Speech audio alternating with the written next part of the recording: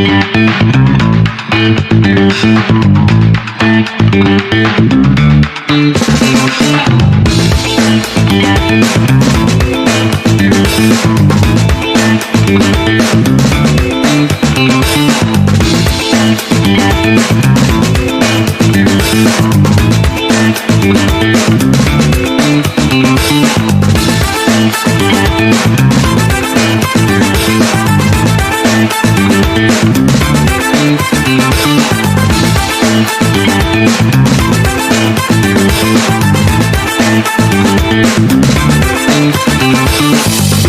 saya Atira Aiman dari Kelab Kerabat Kebudayaan yang akan menjadi hos anda pada semester ini. Untuk pengetahuan semua, Sembang Tepi Pentas akan berlangsung dan bersiaran di YouTube channel Kerabat Kebudayaan UiTM Terengganu. So, pada korang yang belum subscribe tu, make sure korang tekan klik button subscribe tu and turn on sekali post notification supaya korang akan dapat update daripada kita orang punya Sembang Tepi Pentas. So, untuk hari ini kita bawakan kepada korang satu tetamu istimewa, iaitu merupakan mantan Presiden Kelab Kerabat Kebudayaan sendiri yang dikenali sebagai Nur Nabihah binti Nasir, ataupun lebih selesa lah kalau kita nak panggil sebagai Kak Bihah. So Kak Bihah, ada apa perkembangan latest sekarang? Cuba cerita sikit. Sekarang tengah menjalani internship di Petronas Kreatif selama 6 bulan lah, sampai bulan 2. Jadi sekarang baru bulan awal bulan lah, masih baru je masuk, tak lama dah macam tu. Kak Bihah ambil course apa? Customer Service Business Management. So far pengalaman intern tu macam mana? Okey ke? Okey lah, biasalah kita dah bekerja kan, dia pengalaman berbeza daripada kita belajar. Betul. So kita kena pandai membiasakan diri. Yes, mengajar begitu. Okay, so sebenarnya podcast kita ni, konsep dia adalah kita nak bukanlah membincangkan, kita nak sembang santai je lah tentang filem. Filem yang kita pilih adalah Imagino. Kak Bia dah tengok Imagino? Dah. Okay, berapa kali? Soalan berapa kali tu penting. Dekat wayang ni yang penting lah kan. Yang penting adalah dekat wayang. Okay. Dekat wayang 3 kali. Wayang sahaja 3 kali. 3 kali. Dekat 3 wayang kali tu sahaja. banyak Okay, kalau bukan dekat wayang? Bukan dekat wayang, dekat Prime. Saya beli Prime Prime Video. Semata untuk tengok Semata Prime tu of course kita akan ulang-ulang. Asyik lah. So, best sangat ke yang Kak Bia ulang-ulang ni? Maksudnya dia memberi impak macam tu. Okay, tak apa. Jadi kita dive in dekat impak tu. Impak macam tu. Okay, so pada pendapat saya lah kan, in general, apa yang saya dapat adalah filem Imagino ni, dia punya genre adalah sci-fi, romance, ataupun macam filem percintaan, tapi dia ada sedikit injection of science, sci-fi semua tu. Dan dia merupakan kisah percintaan antara Zuhal dan Nur yang dilakukan oleh Betul Kushairi dan Diana Daniel. So lagi satu konsep ni yang saya faham adalah berkonsepkan trauma dan memori kan. So tapi apa yang saya dapat juga, kita kena tengok banyak kali dulu baru kita faham. Sebab kalau tengok sekali dia tak berapa nak tangkap sangat. So untuk Kak Bihah pula macam mana? Daripada perspektif Kak Bihah kan, untuk cerita Imagino ni, apa yang Kak Bihah rasa sebagai penonton?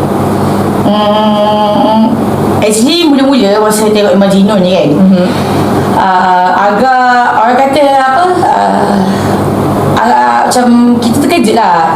Macam kita expect dia just percintaan.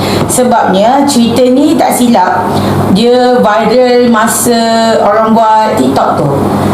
Yang dia masuk kereta, lepas tu tengok Imagino. Dia start viral daripada situ. Jadi tak silapnya masa dia punya keviralannya tu, pada permulaan cerita ni sambutan dia biasa je. Biasa sebab Dia punya poster pun kita kita tak nampak poster tu bold kan. Tak menyelah lah. Yes, dia macam dia tak bold. Jadi okay fine. Tapi start orang tengok, orang bagi review, so benda tu membuatkan ramai orang nak tengok dan terciptalah video viral tu. Okay, at one point aku pergi tengok pun, masa first day pergi tengok pun, masuk pun dah, masa tu kita tertinggal awal. Betul. 5 minit awal tu tertinggal. Okay, tak apalah, masuk. At first kita tak berapa faham dia punya plot, which is dia punya plot tu macam ulang-ulang. Macam okay fine, kenapa ni? Tapi at the end tu kita macam kita rasa kita faham, tapi sebenarnya banyak benda yang kita tak faham. Macam tu. Dia macam the more kita tengok, lagi banyak orang kata Easter egg yang kita Kau hanya tahu apa yang kau tahu je. Dah keluar ya ayat daripada movie tu. Jadi macam of course lah, kau tengok, kau rasa kau faham. Jadi kau rasa kau faham lah, tapi sebenarnya kau tak faham pun. Macam tu, kau tak tahu pun macam dia punya suara saya cerita pasal apa. Sebab kalau kita tengok kan, dekat Malaysia saya rasa tak banyak filem yang begitu. Saya rasa filem imaginary dia bukan directly bagi apa yang supposed to be penonton tengok. Dia macam ada subtle message yang kita kena dive in dulu baru kita tengok. Dia lebih kurang macam cerita Kill KL tu, sebab penulis dia pun sama. Apa yang aku tahu, di penulis dia ni Amir Mustafa, dia sebenarnya dah berfikir pasal Imagino ni before dia buat Kill. Saya pun ada tu. So that's the thing yang macam dia dah berfikir, tapi dia tak jumpa someone yang can go together to buat benda ni. Jadi dia simpan dulu benda tu. Dia simpan, dia perang. Of course makin dia perang makin matang. So now tercipta lah Imagino. Saya ada dengar juga orang kata kalau regarding art ni kan, makin lama kita sit with it, maksudnya makin lama kita bersama dengan art tu, makin benda tu akan jadi makin better ataupun makin berkualiti lah orang kata. So mungkin disebabkan message yang nak disampai tu agak berlapis, mungkin sebab tu juga dia viral lambat kan. Maybe viral tu merupakan salah satu marketing dia juga. Maksudnya daripada situ baru orang macam kenapa? Sebab video dia kan before dia orang okay, after dia orang tak okay. So orang akan macam kenapa? Apa yang jadi? So that's why itu pun yang macam mendorong kita orang untuk pergi tengok cerita tu. Betul. Okay, so kita nak move on kepada soalan kita lah dekat Kak Biha kan. Based on apa yang Kak Biha cakap tadi, Kak Biha dah tengok banyak kali. Dekat Wayang 3 kali, dekat Prime pun banyak kali. So kita boleh cakap yang Kak Biha ni minat lah dengan Imagino ni kan. Okay, adakah disebabkan minat tu Kak Biha mengikuti sepanjang perkembangan dorang, ataupun Kak Biha hanya sekadar minat dan akan tengok berulang-ulang? Actually sebenarnya aku minat dan mengikuti, which is masa COVID, masa dia buat pengabaran, actually ada dengar dah pasal benda ni. Jadi dia before COVID tu, before COVID-19, dia buat pengabaran, dia tengah start cari pelakon tu. Kita tak tahulah cerita tu Imagino, tapi kita tahu macam itu tengah ada shooting. Okay, sebab aku minat betul. So in the way macam I shooting, okay fine. So Kak Biha follow IG lah, follow. Kita follow how dia punya kehidupan, okay fine. Kita pun tahu juga sebenarnya Imagino ni dia nak berkonsepkan utamanya di Jepun. Which is sebenarnya dia dirancang untuk dilakukan di Jepun. Betul. So itu adalah apa orang kata negara pertama. Tak silap aku pilihan dia. pengarah dia nak mengetengahkan kecantikan Jepun. Tapi sebabkan COVID-19, after COVID-19 pun ketika dia shooting ni, dia orang nak mengetengahkan kecantikan alam, which is dia nak mengetengahkan perkara itu. Jadi mereka mencari lokasi which is Perlis. Sebab time tu PKP, so dia tak boleh nak keluar daripada dia ada negara. So apa yang saya tahu juga, diorang shoot diorang decide untuk shoot dekat Perlis. That's why pada saya kan, saya rasa itu pilihan yang baik lah. Sebab kalau kita tengok daripada segi sinematografi dia sangat cantik, daripada nature ke ataupun daripada side-side lain. Tapi actually orang tak tahu itu Perlis. Bila dia expose sendiri itu Perlis, baru orang tahu itu Perlis, dan orang start pergi cari. Betul. Tapi at the end macam of course lah, dia takkan sama seperti dalam filem, which is dia ada sinematografi punya editing dia macam tu. Tapi it's interesting to know yang sebenarnya Malaysia pun ada tempat-tempat yang macam tu. Itu yang kita tahu. Banyak lagi benda yang macam kita tak tahu. kita tahu yang Perlis sebenarnya jarang orang pergi. Sebabnya macam-macam tak ada kan. Perlis pula satu negeri yang kecil. So disebabkan Imaginor, I think that disebabkan Imaginor. Perlis berjaya dilawati disebabkan Imaginor. Dia macam mempromosikan. Dia bukanlah 100%, but kita ada juga macam mengeluarkan Perlis macam ni rupanya. Okay. Jadi tempat tu pun dilawati ramai juga orang. So dia nak tahu. Betul. Sebab before this saya tengok pun betul lah macam Kak Biah cakap, dia macam low key sikit Perlis ni. Kita pun tak selalu pergi sana. Kita selalu pergi Terengganu, Kedah, Penang. Setakat Kedah je selalunya. Perlis tak selalu lepas sangat. Betul. Okay, so daripada segi kehidupan pula kan, macam tadi awal-awal Kak Biah ada sebut dia memberi impact kepada Kak Biah kan. So apa impact yang dia bagi tu? Dari segi apa? Kalau dari segi kehidupan, of course lah, cerita ni berlandaskan kasih sayang, berlandaskan keluarga. How kita nak sebut dia berlandaskan kasih sayang, which is ada satu skrip yang Bapak Zuhal sebut, which is kita wujud sebab orang nampak. So itu sebenarnya maksud dia yang aku faham, which is dia menunjukkan relationship kita with each other in this world. Okay, faham tak? Kita kadang-kadang kalau kita tak kenal orang, kita expect we have nothing to do with him or her or them. Kita macam, aku tak kenal kau, hidup kau lah, hidup aku. Betul. Tapi sebenarnya kalau kita tak nampak dia, tak nampak kita tak wujud. Maksudnya kita sebenarnya related. Kita ni related as a human. Walaupun kita tak verbally communicate, tapi still sebenarnya kita related. Kita related to each other actually. Cuma ni related to how strong. Macam tu je. So as a human, ketika itu masa tengok, dia memberi impact banyak lah, which is ada beberapa terms yang bila dia sebut tu, mula-mula kita tak faham, but at the end of the story of movie tu, kita macam this is how human being macam tu tau. The nature. The nature macam kadang-kadang kan ada manusia, bukan manusia, kadang-kadang kita mempersoalkan tau dalam fikiran kita, how others human berfikir. Betul. Adakah dia fikir sama macam aku? Betul. Tapi bila aku tengok cerita ni, aku percaya Allah menciptakan semua manusia itu sama tapi berbeza.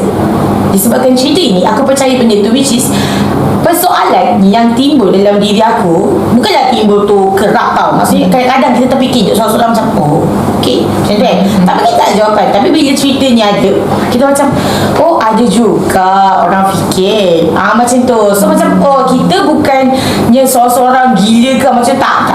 We have nothing to do with that. Macam tu. So daripada cerita ni, dia banyaklah menimbulkan persoalan-persoalan yang kita boleh tanya diri kita sendiri sebenarnya. So I think itu adalah salah satu cara Nik Amir Mustafa ni nak bagi tahu orang apa yang mungkin dia juga rasa.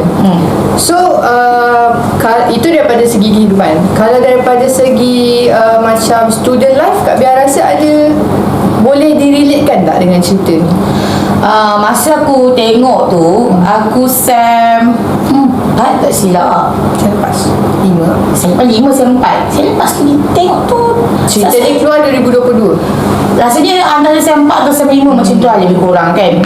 Jadi ketika SEM akhir ni, of course kita sebagai pelajar ada naik turun. Kita sebut sebagai pelajar, kita ada naik turun tau. Kita macam sometimes kita target untuk lulus test ni tapi tak dapat.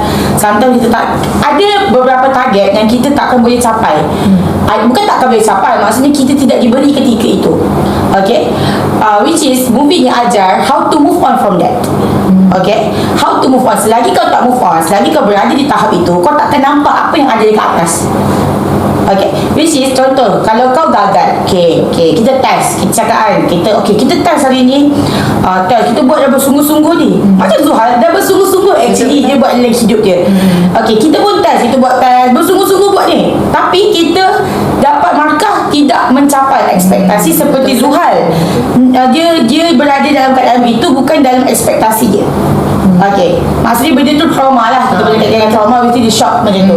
Sama juga kita shock bila kita dapat result, saya dah study. Betul-betul. Saya every night saya study. Kenapa saya buat macam ni? Kita akan mencari kenapa benda berlaku. Bagi aku ni Amir Mustafa sangat bijak, which is bila dia buat cerita ni, sebenarnya dia bagi tahu akibat dulu. Okay. Bila kau tidak move on from your trauma atau from your macam failure, kau tidak move on daripada kau punya kegagalan, kau tak akan nampak apa yang ada di sebalik kegagalan seperti Zuhal yang menghabiskan sisa hidup dia di atas katil. Just because dia tak nak lepaskan trauma tu. Contoh aku cakap SEM 4, contoh SEM 4 kau repeat satu paper. Kalau kau still berada di tahap aku repeat, bila masa kau nak lepas SEM 4 nak pergi SEM 5? Betul. Kau akan repeat 4. Betul. Subjek SEM 4 kau akan repeat lah sampai kau SEM 10.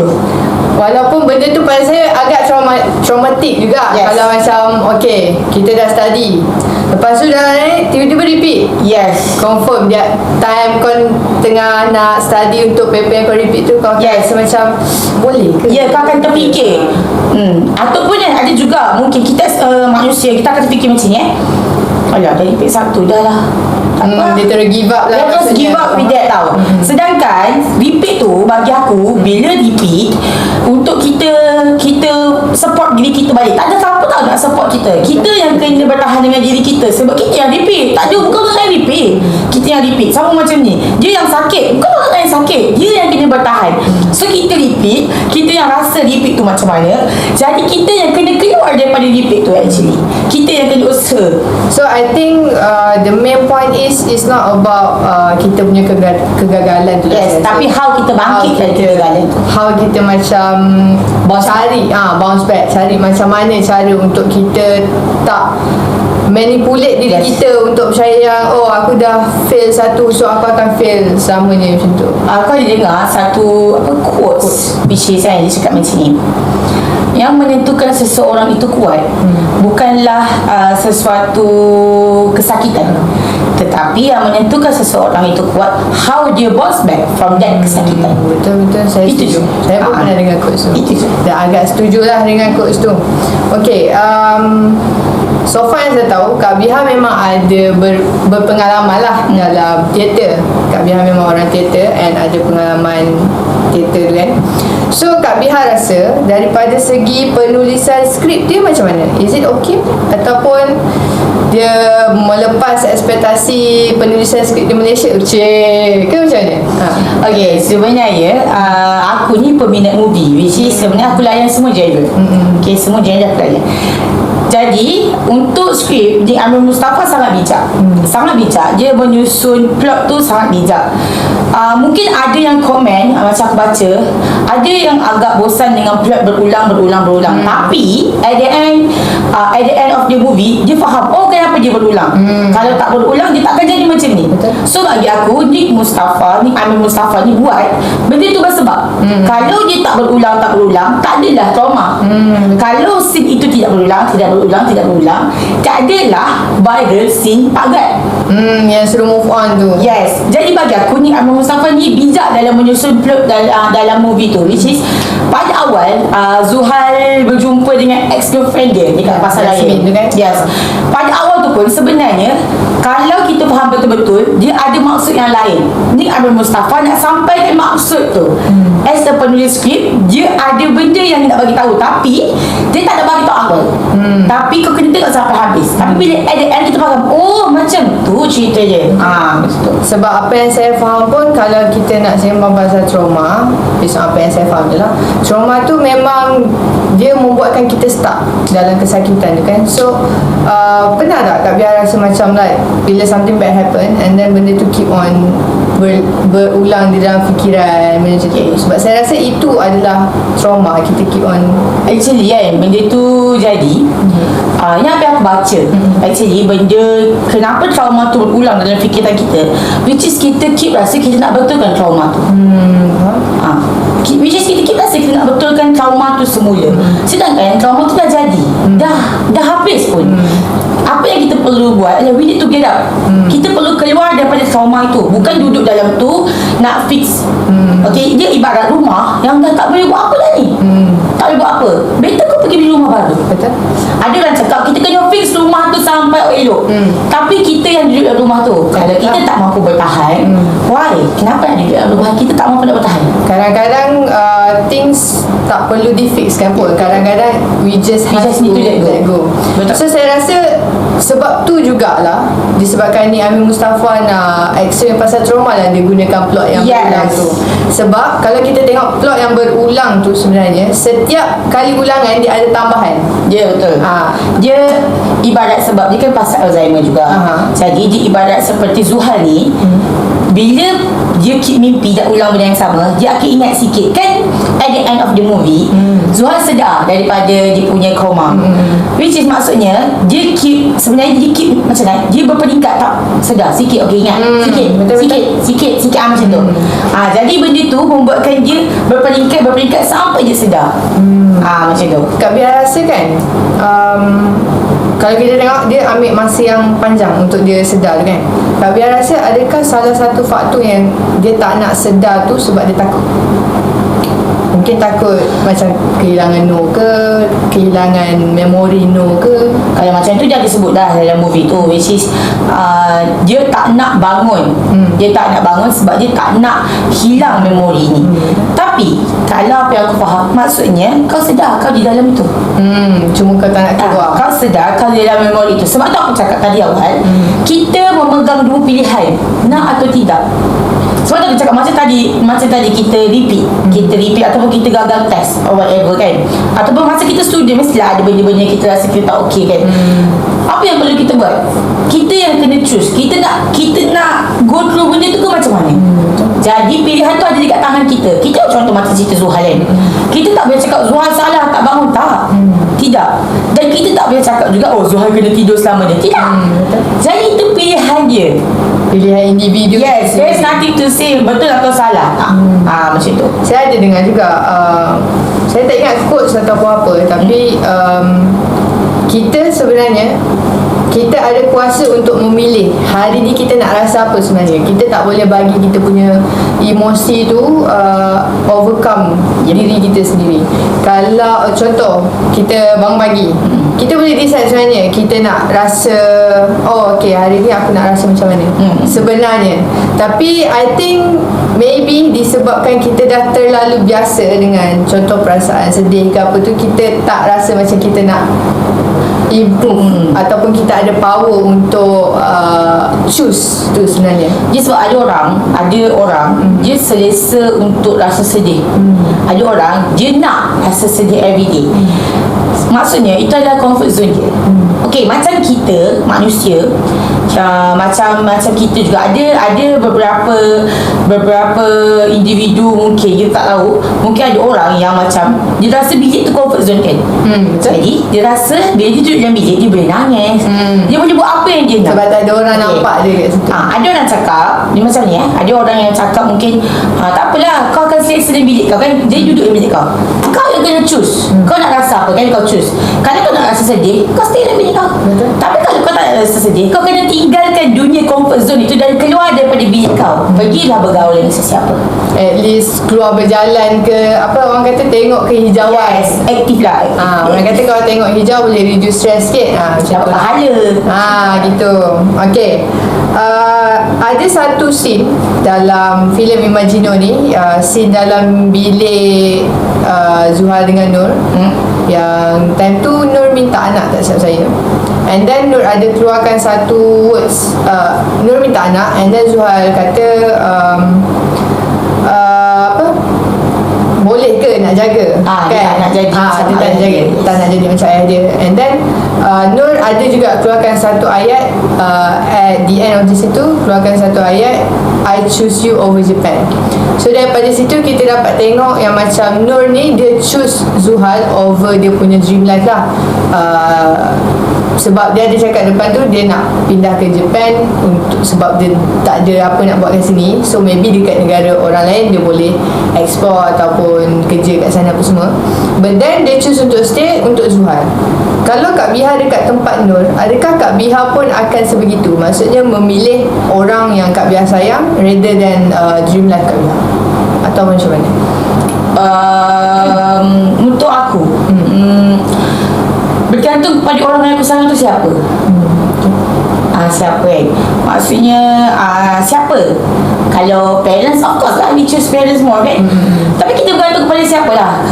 Kalau husband, of course lah husband.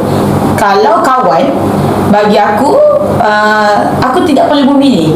Kau yang perlu memahami. Faham. Bagi aku, if kita berkawan ataupun kita bercinta, bagi aku tidak perlu memilih. Kalau aku perlu memilih, this is not the healthy relationship. Bagi aku tidak perlu memilih sebenarnya, tapi kau yang perlu memahami. Sebabnya I want to do benda yang baik, bukannya benda yang buruk tau. Kalau aku nak pilih, contoh aku nak pilih bukan dream life tau, aku nak pilih future study. Aku nak pilih my future, my own future. Maksudnya untuk kau sekali. Tapi if kau tidak mampu faham perkara itu, maksudnya kau tak nak diri aku be better, kau tak nak aku keluar daripada kepompong, that means I'm not going to be tak ada value lah dalam relation. Faham? That's mean kenapa? Ada juga case di mana dia nak sambung study as a student, dia nak sambung study, tapi bila dia dapat tahu kawan dia tak dapat tempat yang sama, dia tak nak. Kak Biar rasa itu bagus ke tak? Apa pros and cons yang Kak Biar rasa kat situ? Bagi aku pada mulanya pilihan manusia lah, pilihan dia. Tapi untuk aku sendiri, of course lah tak bagus. Sebab kita hidup ni sendirian. Allah cipta kita sendirian. Allah ni nak kuatkan kita. So everything yang jadi tu bersebab kenapa kita berbalik kepada takdir Allah. Kenapa Allah takdirkan kawan tu dapat tempat lain dan kau tempat lain? Why? Kita tak boleh nampak benda tu buruk tau. We need to find, kita kena cari hikmah dia punya positive way tu. Kenapa benda tu jadi macam tu? Berkemungkinan lebih baik kau berpisah. Mungkin bila kau bersama, banyaklah kau punya mengumpat ke apa ke whatever, ataupun toxic dia bersama macam mana. Macam tu. Jadi Allah pisahkan kau untuk benda baik. Tapi bila kau merasakan negatif itu adalah kau punya comfort zone, kau tak nak tinggalkan lah. Dia berbalik kepada comfort zone kita tadi. Jadi kau kena sedar. Kau yang kena sedar dan kau kena tahu bezakan baik atau buruk. Itu je. Sama je kalau kata korang pergi dekat uni yang sama, at the end of the day dia tinggalkan kau juga. Kau akan seorang juga. So at the end of the day, we have to learn untuk hidup seorang, be okay untuk hidup seorang. So in that context Kak Biha, adakah Kak Biha seorang yang macam okay to be alone? And kalau okay, how Kak Biha buat benda tu? Maksudnya kan ada orang yang macam rasa aku tak boleh lah tak ada orang, kalau pergi sana pun aku kena berteman semua kan. How untuk kita buatkan those kind of person rasa macam untuk switchkan supaya dia boleh sebenarnya. Apa tips yang Kak Biha boleh bagi? Untuk aku memang boleh macam ni. Aku boleh dua-dua. Aku boleh beramai-ramai dan aku boleh berseorang. Sebab bagi aku as a manusia, kita kena biasakan untuk menyesuaikan diri. Kita memang kena biasakan untuk menyesuaikan diri. Itu adalah manusia. Kita kena biasakan diri. Kalau tak, kita akan hidup dalam satu kelompok je. Kita tak akan boleh keluar. Jadi untuk aku contoh, ada orang yang dia keep nak ada someone else dengan dia kan. Jangan takut dengan apa yang ada dekat depan. Kadang-kadang bila dia nak dengan someone else, dia nak support, dia nak, ataupun dia nak macam bila orang ada dengan dia ni, dia akan tak takut lah. Dia bukan takut sebenarnya, dia takut apa yang nak jadi. Contoh, dia takut the unknown lah. Dia ada contoh nak jumpa lecturer, nak kena berkawan, teman lah. Bukan kata nak jumpa, kadang-kadang nak WhatsApp lecturer pun takut. Support, kena support juga. Okay, bagi aku, kau kena buat, baru kau tahu. Nombor satu, bila benda contoh kau buat tu salah, tapi kau kena tahu lah daripada awal kalau benda tu salah, jangan pula kau buat kan. Jangan sengaja Jangan sengaja buat. salah buat Kalau kau contoh kau tak tahu benda tu salah tapi kau terbuat, itu namanya belajar dari kesilapan. Itu namanya munculnya benda tu. Lepas tu contoh, how kau nak counter kau punya diri, macam nak jadikan aku boleh buat seorang. Okay, kau kena, kalau aku kan dulu aku takut juga tau dengan future. Dulu aku rasa macam apa yang akan jadi ni, aku ni macam kan. Tapi kan aku ada terfikir benda ni tau. Kita naik bas, manusia bawa, tapi kita rasa safe, selamat. Tapi hidup kita ni Allah dah tentukan buruk, baik, naik, turun semua. Kenapa kita tak percaya dekat Allah? Untuk guide kita. Yes, Allah ada. Betapa seorang pun kita, dia ada. Betul. Itu je. Betul. Dulu saya pun ada juga. Biasalah, kita akan ada berada di fasa tu yang mana kita lebih prefer untuk ada peneman lah orang kata kan. Tapi at the end of the day, saya belajar yang macam last sekali ujung-ujung nanti kau tetap seorang. Walaupun bukanlah dia tinggalkan ke apa. Let's say macam kita down ke apa dalam bilik kan. So dalam bilik kita ada kita je. So I think kita kena belajar macam mana untuk jadi kawan kita sendiri je. Kawan kepada diri kita sendiri. Sama juga macam Imagino tu. Dan cerita Imagino yang Zuhal tu kan. Zuhal dia ni perwatakan dia depends to partner dia. Dia bukan depends, dia macam dia ada positif, ada negatif je lah. Which is positif dia macam fikir buruk baik lah. Kalau partner dia, kalau dia buat macam ni nanti buruk kepada partner dia, which is anak kan. Tapi partner dia nak benda tu. Maksudnya dia perlu fikir ke depan pula ni. Tapi dia takut, maksudnya kita kata dia takut apa yang akan jadi. Contoh, kalau ada anak, kalau dia pun Alzheimer juga, how Nur nak jaga? Tapi dia fikirkan Nur. Dia fikirkan Nur, how Nur nak jaga? Nur boleh ke? Kesian Nur. Faham tak? Dia berbelah bagi. So that's the thing dia tu. Tapi selalu pun kita akan encounter situation di mana kalau kita okey je sebab kita sayang dia kan. Macam Nur okey, maksudnya dia sanggup, kita boleh kata dia sanggup nak jaga kalau ada anak ke apa kan. Tapi kalau kita pandang start Zuhal pula, macam yang Kak Bia cakap tadi, dia macam dia tak nak susahkan Nur apa benda semua tu kan. So Kak Bia rasa dalam situasi macam tu, penting atau tidak untuk kita mencari ataupun menunjuk jari, mencari salah siapa ataupun salahkan each other ke, penting tak ni? Actually tak pun, sebabnya as a manusia of course kita akan cari salah. Tapi kita yang kena cakap kat diri kita yang benda ni flownya, inilah jalannya dan kita kena ikut. Okay, cuba kau bayang cerita Imagino ni adalah dunia reality. Memang terjadi ni. Bila at the end of the day Zuhal bangun, kau nampak tak hikmah dia? Kalau macam aku kan, inilah hikmah dia tak bagi Nur anak. Faham tak? Inilah hikmah dia kenapa. Maksudnya kita berbalik kepada takdir lah. Which is apa sahaja pilihan kita, itu adalah pilihan Allah yang Allah susun kat kita kan. Jadi hikmah dia yang at the end tu, maksudnya kita nampak dia positive way. Maksudnya macam Suhail tak boleh bagi anak sebab kan nanti at the end tu dia sakit lama, akan tinggal Nur seorang. Lepas tu Nur pula tinggalkan dia, meninggal. Nanti anak dia macam mana? Kesian pula keadaan nak jaga anak, 2 anak. Itu adalah hikmahnya. So dia cakap hikmah yang akan muncul selepas daripada ujian itu. Sometimes bila sesuatu benda yang tak baik terjadi, memang susah kita nak terima dan kita nak memandang dia daripada sudut negatif sebab kita akan cenderung untuk macam apa benda ni, kenapa jadi kat aku macam tu kan. Tapi kalau saya akan give it a time. Bila kita give it a time, macam Kak Bia cakap, hikmah tu akan datang. Maksudnya kita akan mula nampak. And I think the more kita cepat untuk terima apa yang jadi, the more kita akan cepat untuk tahu kenapa benda tu jadi. Lalu benda macam ni kan, aku selalu cakap kat dia aku macam ni, dia simple. Allah tarik sebab Allah nak bagi lebih. That's all. Itu je, simple. Benda tu as simple as that je. Allah tarik sebab nak bagi lebih. Allah tidak akan menarik untuk bagi susah, tak. Allah akan tarik untuk bagi lebih daripada apa yang kau ada sekarang. Itu je. Betul, saya setuju dengan benda tu. Tapi benda tu memerlukan masa. Yes, betul. Okay, kalau kita tengok Zuhal ada penyakit Alzheimer kan. So salah satu dia punya efek adalah dia macam memory loss sikit. Dia tak ingat apa yang jadi tu. Kalau kita baca memory loss ni adalah satu kesan daripada trauma juga. Betul. So pernah tak Kak Bihar ada dalam situasi yang sangat traumatizing sampai tak ingat? Ke biasa-biasa je?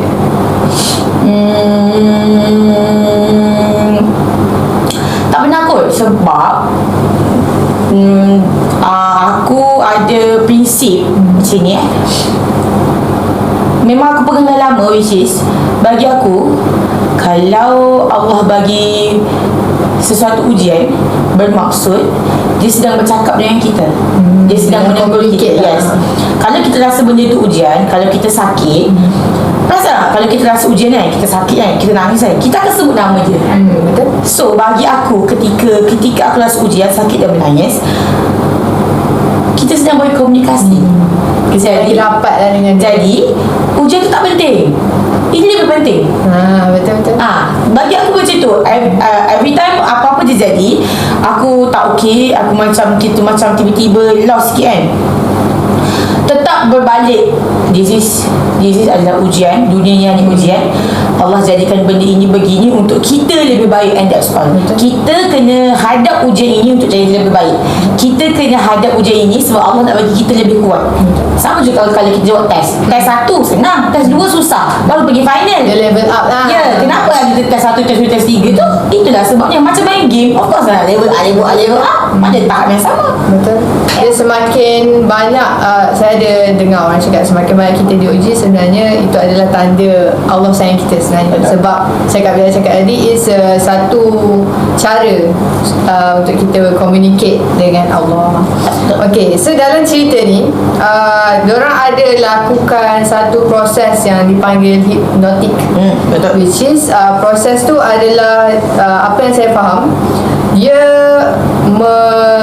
macam menggunakan orang luar dan orang luar tu masuk dalam dia punya subconscious mind untuk trigger, untuk menanam macam something clue supaya orang yang tersangkut dengan trauma ni dia boleh pergi ke arah yang orang luar ni tanam kan, supaya dia boleh unleash all the trauma semua tu kan. So apa pendapat Kak Bihar tentang penggunaan hipnotik ni dekat pesakit-pesakit yang mengalami trauma ni? Do you think it's good ataupun the other way? Actually, hipnotik ni asal dia hipnosis.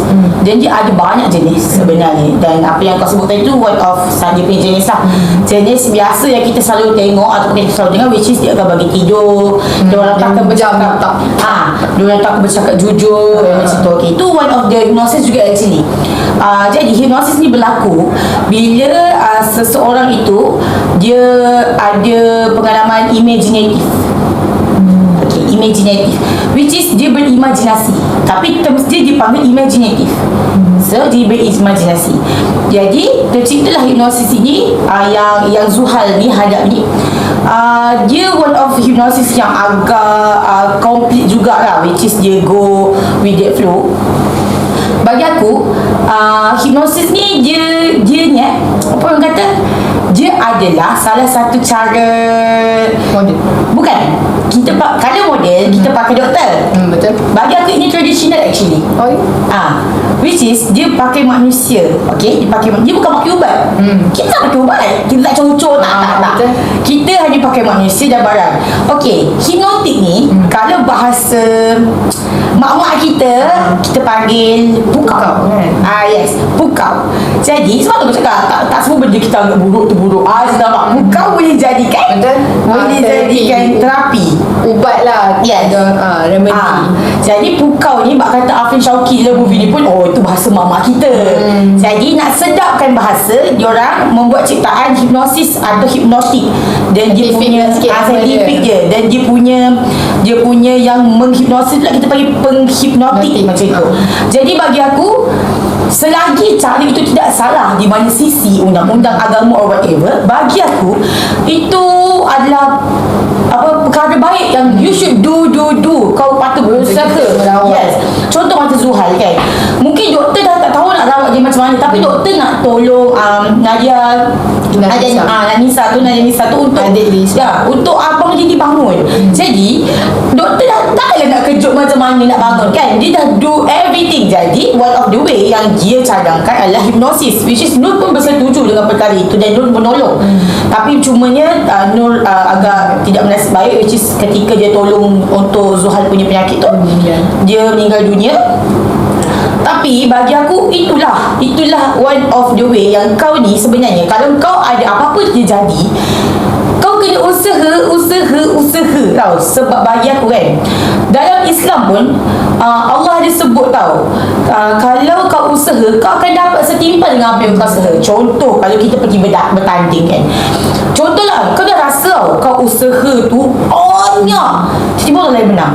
Bagi aku akan cakap, oh, dia usaha lebih daripada aku. Betul. Kau tak boleh cakap, aku usaha banyak. Tak, dia punya usaha lebih daripada kau dan kau tak tahu. Itu je sebenarnya. Sebab benda kita tak nampak semua kan. Kalau nak kata soal usaha tu, I think itu adalah kita punya personal dengan Allah, dengan Tuhan kita sendiri. So kalau as a manusia biasalah, kalau nampak orang menang macam asal dia menang, aku dah usaha lebih semua tu kan. Berbalik kepada yang proses hipnotika tu tadi kan, agak lama dia gunakan proses tu kan. So saya rasa disebabkan proses tu juga, dia at the end of the day membantu untuk Zuhal ingat. Saya nak tanya daripada perspektif Isma, adik dia. Dalam boleh dikata bukan macam dalam kehidupan kita lah, kita ada family kan. Ada banyak situasi di mana kita kena jaga family yang sakit. Kalau nak senang cakap, kita jaga mungkin ibu bapa kita yang dah tua. Dan perkara itu, kalau saya tanya kawan-kawan saya yang hadap benda tu ataupun mak saya sendiri, benda tu sangatlah susah. Dia bukan satu benda yang senang. So kalau kita tengok daripada perspektif Nur, Isma, Zuhal ni mengalami penyakit yang sukar untuk sembuh. So daripada situ kita nampak semangat diorang untuk tolong. Betapa sayangnya ataupun betapa akrabnya hubungan adik-beradik ni ataupun hubungan keluarga untuk tolong.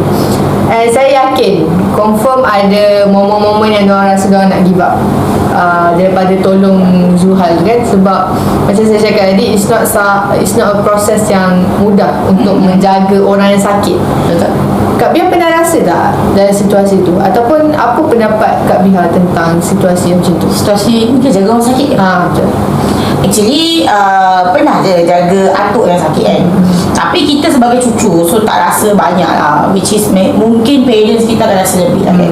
Tapi apa yang kita tengok daripada orang sekeliling, which is apa yang kita pandang dalam movie ke or anything kan. Contoh Nadia Nisa sendiri, apa yang kita pandang ni kan, kita pun tahu kalau kita berada dekat tempat dia, kita mungkin akan give up tau. Betul. Sebabnya kau abang, sepatutnya kau jaga aku. Betul. Kenapa aku jaga kau ni sampai aku tua? Sepatutnya kau jaga aku. Betul. Tapi bagi aku Nadia Nisa dia ada satu karakter, which is dia ada watak dia diberikan ketegasan tau. Kita boleh tengok sebenarnya dia macam tak apa suka abang dia.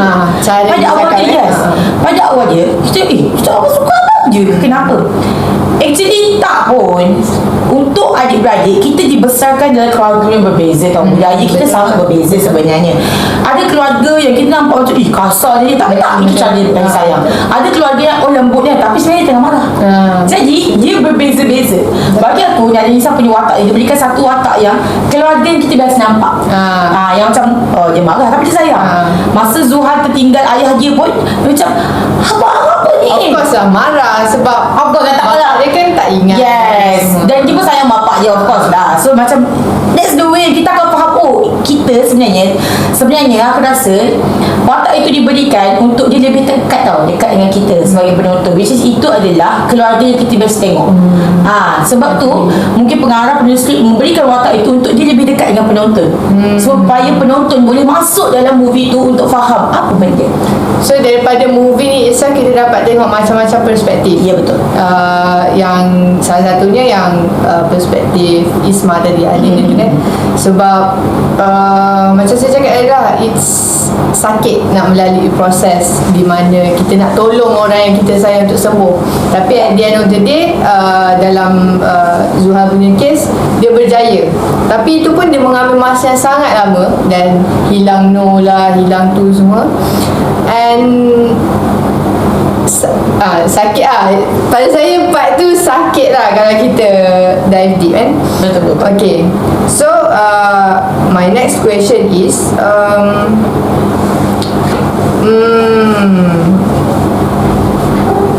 kalau kita nak sebut pasal pasal trauma tadi trauma tu akan memberi kesan kepada diri kita. Trauma tu akan membentuk diri kita sebagai seorang manusia.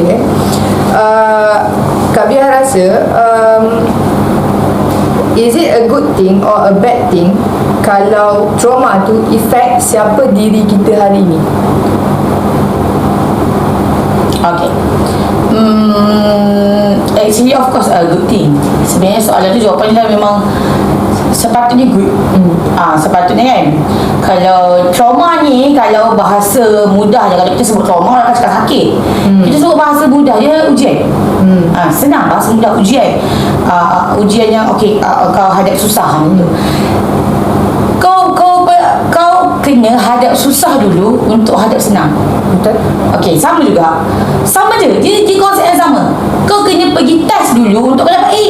Betul. Kau kena study dulu sebelum kau dapat A. Sama juga. Kau kena hadap ujian dulu untuk kau hadap apa yang nikmat itu. Itu yang benda sebenarnya sepatutnya lah, itu yang jadi. Tapi how about kalau orang dia ayat dia adalah dia projectkan trauma tu ke something yang negatif, ataupun macam dia jadikan orang macam punching bag dia ke. Kalau ini berbalik kepada jawapan aku yang awal tadi, pilihan. Of course, that's your choice. Choice kau yang nak menjadikan perkara itu ke arah negatif. Okay, ke arah negatif. Kau yang pilih. Kau yang memilih sendiri. Sudah diletakkan pilihan di depan kau yang memilih untuk ke arah sini. That's your choice.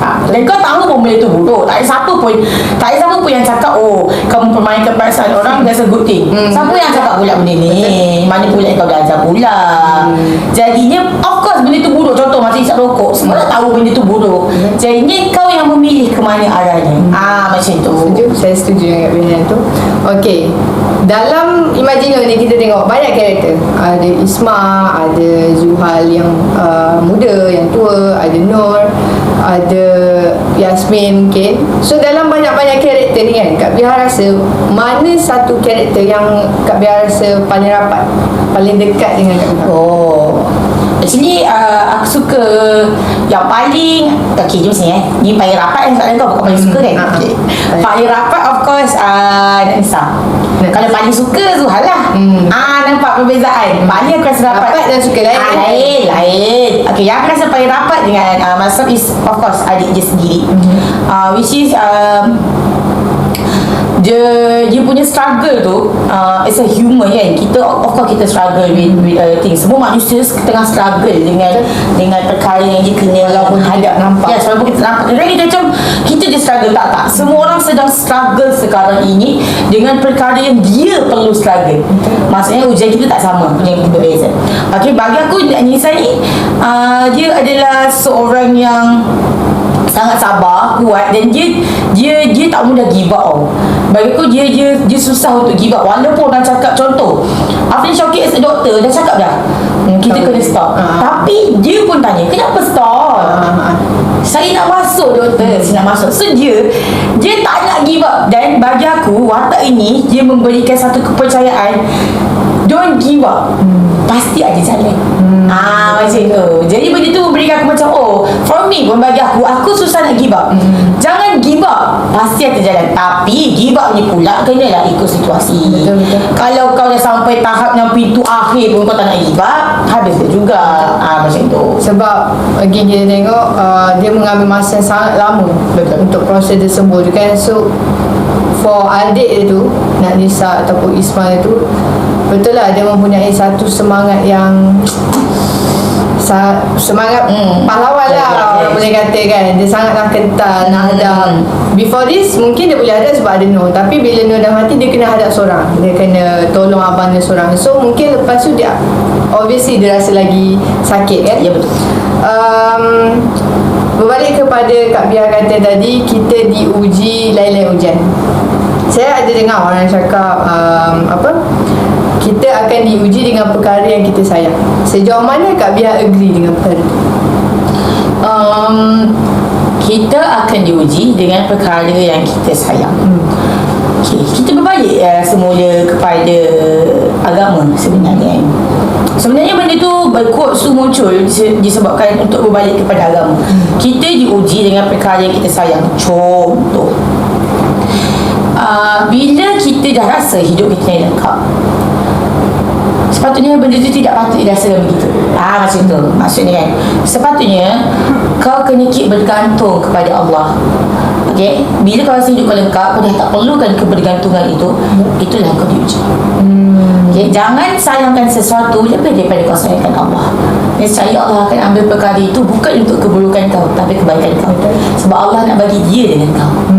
Okay, itu benda. Dia berbalik pada ujian tadi sebagai cara dia nak communicate, ataupun yang Kak Bia sebenarnya tegur kita. Ya, betul. Sebenarnya sebab manusia biasalah lupa. Sebab macam ni Allah je yang berkuasa untuk tarik dan bagi benda tu. Contoh Allah tarik kau nak, kau minta lah dengan Allah. Contoh lah kita kata kau bercinta, Allah tarik pasangan kau, Allah yang bagi pasangan kau, jadi kau nak. Jangan nak bergending nak minta kat pasangan kau.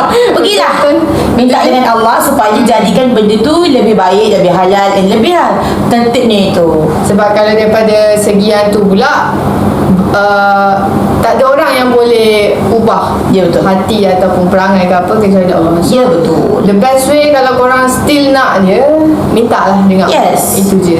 Sebab tapi kalau bab tu ada orang dia takut. Dia takut nak minta, takut tak dapat. Okey, benda tu maksudnya kau lah yang kau lah yang selfish. Kau yang tidak rasa bergantung. Kau rasa kalau benda tu kan, kau cuba kau tengok daripada segi lain. Kalau kau takut, maksudnya kau tak percaya yang Allah tentukan tu lebih baik. Kau lebih percaya pilihan kau tu lebih baik. Bagi aku, bila kau percaya pilihan kau lebih baik, kau kena tanya diri kau siapa. Itu je. You have to ask yourself, who are you? Itu je. Who are you in this world? Siapa yang buat kau? Siapa yang adakan kau kat sini? Siapa yang bagi kau kekuatan untuk bercakap yang baik? Siapa yang bagi kau that person? Sebenarnya. Ataupun contoh kita kata kau kata macam takut nak minta sebab nanti tiba-tiba jawapannya lain, bukan apa yang aku nak. Kau duduk macam tu. Itu je. Comfort zone. Kau duduk dalam macam tu, duduk je minta diam-diam ke apa, whatever, duduk lah. Macam tu. Tapi at the end of the day, Allah akan bagi juga. Allah akan bagi something better. Something better. Sebab kau contoh, kita dia tak minta, kita tak tahu dah hati dia minta ke tak. Ujung tu, dan Allah akan dengar walaupun sehujung dalam hati kita, Allah akan dengar permintaan tu. Allah akan dengar setiap doa tu. Tak ada yang tak naik tau. Setiap doa tu Allah dengar. Allah dengar setiap doa tu. Tapi Allah akan makbulkan ikut kesesuaian, ikut kebaikan. Yes. Percaya Allah akan makbulkan setiap doa kita. Ada orang bila dia dah proses dengan berdoa tu, lepas tu dia give up. Sebab pada dia dah doa banyak kali ni, lama ni, tapi tak dapat. So dia macam tak dapat lah pun doa tu. Lepas tu dia dah tak doa lah. Dia dah tak nak. Bagi aku benda macam ni, sebenarnya orang tu yang kena tukar persepsi. Dia berdoa, dia tak dapat, kemungkinan sebenarnya dia nak berhenti berdoa. Maksudnya macam dia tengah rasa macam ni tau. Kita doa, contoh hari kita doa nak tekan, tak dapat. Kita jangan anggap tak ada apa pun, tak payahlah doa. Tak, kita anggap macam ni, tak apalah, tak ada rezeki, mungkin aku kena doa benda lain yang lebih baik. Faham. Sebab apa kau berdoa, kau tak dapat, kau kecewa? Sebab kau letak harapan. Kau doa, aku nak dekan. Kalau untuk aku, aku ada dengar satu tips daripada Ustaz Azhar Idrus. Beberapa orang ustaz yang bagi ceramah. Kita doa, kita memang boleh minta macam benda tu baik apa yang kita nak. Contoh kita nak kita apa? Special lah kan? Spesifik kan je. Kita nak cawan. Contoh kita nak tu, kita spesifik. Okay. Untuk aku belajar macam ni. Minta yang lebih baik, yang terbaik. Bagilah aku yang terbaik. Sebab kadang-kadang Allah bagi kesakitan dan itu yang terbaik untuk kau. Betul. Allah bagi kegagalan sebab itu yang terbaik untuk kau. Itu je. Mungkin daripada kesakitan dan kegagalan tu kita akan lebih kenal. Ya. Kita tahu. And yang paling best, dekatkan diri kita dengan Allah. Ya, betul. Okay. So dalam cerita Imagino ni, kita ada Ramli, which is dia punya pakar hipnotika kan. So kita boleh panggil dia sebagai profesional lah untuk merawat penyakit Alzheimer. Kak Biha rasa zaman sekarang kan macam ada banyak isu mental health kan, depress, anxiety, apa semua tu. Kak Biha rasa penting tak untuk orang-orang yang ada mental health issue untuk seek professional help? Bagi aku of course penting. Of course, sebabnya kita as orang biasa kan, macam kita orang biasa, kita tak tahu how to help actually anxiety and orang yang ada problem ni. Sebab kita tak rasa apa yang dia rasa. Okay, kita tak rasa apa yang dia rasa. Sebab bila dia ada masalah macam ni, of course dia ada something yang dia kena happen. Tapi dia tak boleh nak bagi tahu directly.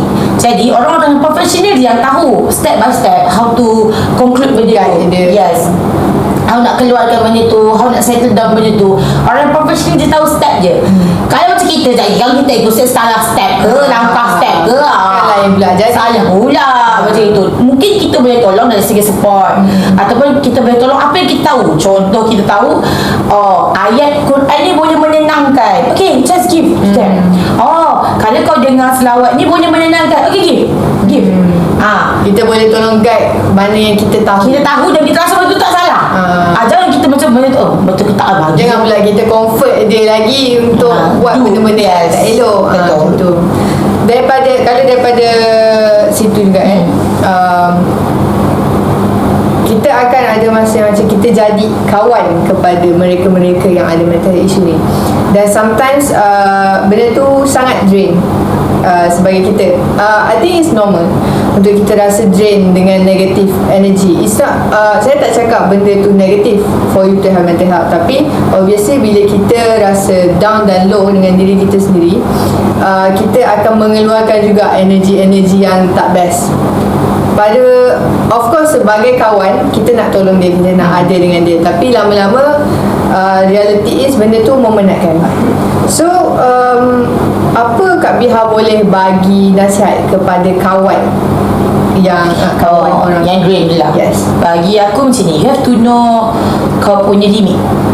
Okay, you have to know your limitation untuk membuat sesuatu perkara. Bagi aku, kau tahu yang kau sedang pun tak okey, kau sedang tak okey. So kau kena kenal diri kau untuk cari masa ataupun untuk cari perkara yang akan membuatkan kau okey. Kalau kau rasa contoh aku nak tolong dia, kau kena jadi okey pula untuk kau tolong dia. Kalau kau pun tak okey, kau nak tolong dia tak okey, dua-dua tak okey, dia macam apa meme dekat TikTok tu, the blind guiding the blind. The blind guiding the blind. Lepas tu masuk lubang dekat meme kan. Juga. Jadi kau yang kena, kalau kau nak tolong dia macam ni kadang-kadang kan kita akan cakap macam ni, aku nak tolong je. Contoh kita cakap macam ni, aku nak jaga dia sakit, aku tak makan sebab nak tengok dia. Lepas tu kalau kau sakit, siapa nak tengok dia? Betul. Kau kena ingat macam, kalau kau sakit, siapa nak tengok dia? Itu je, maksudnya kau yang kena jaga. First, jaga diri kau dulu. Kalau betul untuk dia, yes, jaga diri kau untuk kau nak jaga dia. Itu je. Betul. Kau tanya macam tu. Okay, so the last thing yang saya nak tanya, apa pengajaran ataupun intake yang Kak Biha boleh dapat daripada cerita Imagino ni sendiri, yang Kak Biha boleh apply ke dalam hidup? Actually banyak. Maksudnya terlalu banyak sebab kita kena pandang movie tu dari segi positif. Dan kita akan dapat banyak benda positif. One of the thing yang aku apply dalam hidup aku sampai sekarang, sampai sekarang daripada cerita Imagino sendiri, I have to learn let go of something to get something. Ada. Sebab kita ada dua je tangan. Kita tak boleh pegang semua benda. Kalau kita nak pegang sana, lepas ni dulu. Baru boleh pegang sana. Kalau kita cuba nak pegang dua-dua, jatuh dua-dua. Dua-dua tak dapat. Betul. Orang cakap jangan tamak. Itu benda yang betul. Jadi learn to control yourself and learn to let go of something if you want to get something. Sama juga contoh kan, kau nak bekerja, nak duit, kau kena tinggalkan dunia universiti. Betul. Kau kena tinggalkan. Sebab kau nak bekerja, kau nak duit kan. Kau nak duit, kau kena tinggalkan dunia universiti. Macam you have to choose lah. Dalam hidup kita kena banyak buat pilihan. Sama juga kau bekerja, kau rasa nak cuti, ini bukan dunia universiti. Kalau cutinya panjang, macam tu tidak. Di sini bekerja, kau ada komitmen kau. Komitmen kau bukan setakat kepada diri kau, tapi kepada staff-staff lain. That's the thing. Maksudnya kita kena ada rasa tanggungjawab tu lah. Bukan setakat kat diri kita je, tapi kita kena fikir orang lain juga. Ya, betul. Okay, so habislah sesi soal jawab kita. Bukan sesi soal jawab, sembang santai tadi. Okay, now kita nak masuk kepada satu segmen, which is kita panggil rapid fire.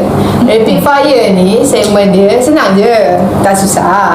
Kak Biha, okay, kita akan bagi Kak Biha dua pilihan jawapan, dan Kak Biha kena pilih salah satu daripada pilihan jawapan tu. Macam this or that lah. Macam this or that lah. Senang cakap kan. Tapi tak boleh jawapan all lah. Jawapan all tu tak boleh. Alright. Okay, ready Okay. Okay, the first one, filem atau teater? Sebab orang teater kan, kita tanya lah yang tu. Theater. Theater. Sebab filem kita melihat dan merasa. Tapi teater kita masuk dan mendalami.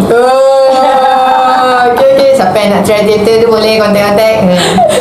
Okay, Zuhal atau Isma? Isma. Tadi bukan kata suka Betul Syari ke? But the choice Ada explanation? The choice is Isma actually. Of course lah. Okay, hilang ingatan pasal orang yang kita sayang ataupun orang yang kita sayang meninggal? Orang yang kita sayang meninggal. Tak, orang yang kita sayang meninggal, so kita boleh simpan memories. So kita akan boleh ingat, sebab tak semua memories itu sakit. Walaupun sesakit mana pun memori tu, we need to learn to adapt benda tu. Kalau kita hilang ingatan, kita akan hilang semua. Betul. Kita akan hilang semua, termasuk orang, memori, semua benda. Tapi jika dia meninggal, kita hanya hilang dia dan bukan memori. Faham? Okay. Kalau macam tu, orang yang kita sayang pergi dulu ataupun kita yang pergi dulu? Orang yang kita sayang pergi dulu. Dream life atau loved ones? Lama. Loved ones tu means apa? Tak kisahlah, daripada family ke, maksudnya orang-orang yang kita sayang. Kalau family, of course loved ones. Tapi kalau macam aku cakap tadi, masa soalan tadi kan, apa impian ataupun orang yang kita sayang tu as a kawan atau ni, dia tidak perlu pilihan. You have to understand. Dia depends on siapa orang tu lah. Okay, last one, reliving old memories atau make new memories? Reliving new memories or make new. Okay, memories kan per person, so I live a new memories lah. New memories with the same person. Sama juga. Kalau soalan dia choose a new person or a same person, kita kena tahu juga same person tu baik orang yang okay ke tak. Kalau contoh same person, orang yang okay, of course the same person. Why kita nak perlukan choice? Sama juga dengan ni, I make a new memories with the same person, sebab same person is a good thing. Kita tidak perlu meninggalkan benda yang baik untuk pergi kepada orang yang lebih baik. Kita tak tahu. Ada ke orang macam tu? Kita tahu apa yang akan jadi. Jadi we need to hargai, appreciate everything yang ada dalam hidup kita. Semua orang yang ada dalam hidup kita. Sebab hidup hanya sekali. And then orang yang ada dalam hidup kita tu, kalau dia pergi, belum tentu akan datang balik. Betul, setuju. Sangat setuju. Okay, so kita dah sampai ke penghujung episod pertama. So untuk Kak Biha, ada apa-apa conclusion ke yang Kak Biha boleh buat daripada hasil borak-borak kita ni? Bagi aku, kita kalau daripada siap lah, untuk aku pergi tengok movie or film, I want to learn. I want to learn banyak benda. Bukan setakat melihat, tapi aku nak merasa, menghargai dan mengetahui apa yang jadi. Jadi bila kita dah tahu, rasa dan mengetahui, kita kena mengaplikasikan pula dalam hidup kita, apa yang baik dan apa yang buruk. Jadi benda tu kita kena belajar lah. Jadi untuk aku,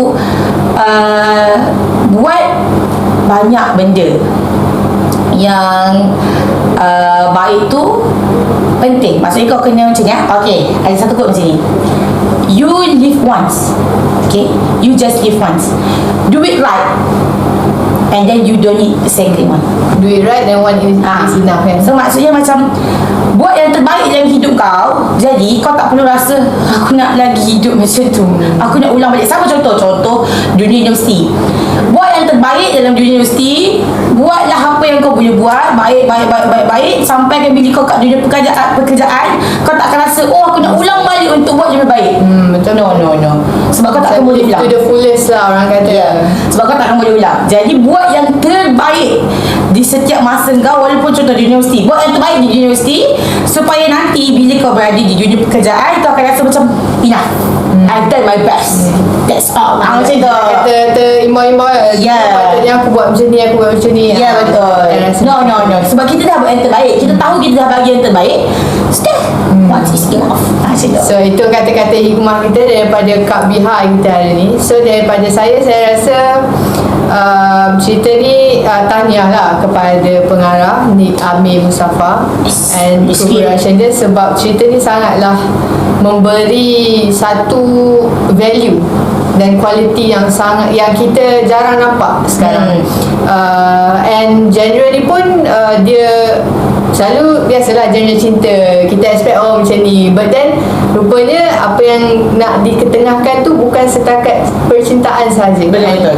And pada saya benda tu sangat menarik lah. Sebab for me, Nik Amir Mustafa sangat bijak dalam menangkap perhatian remaja.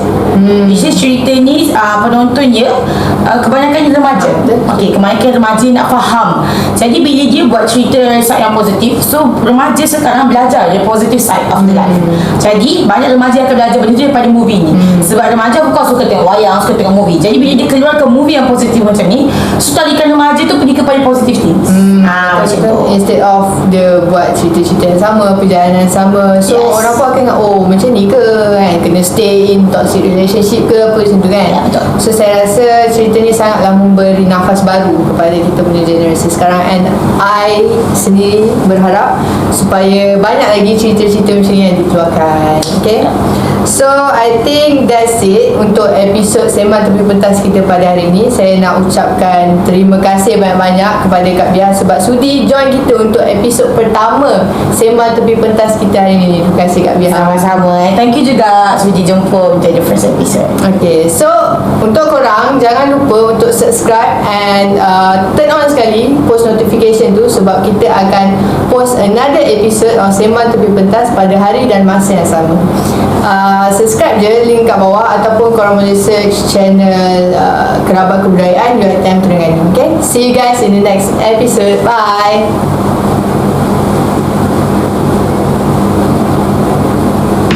We'll be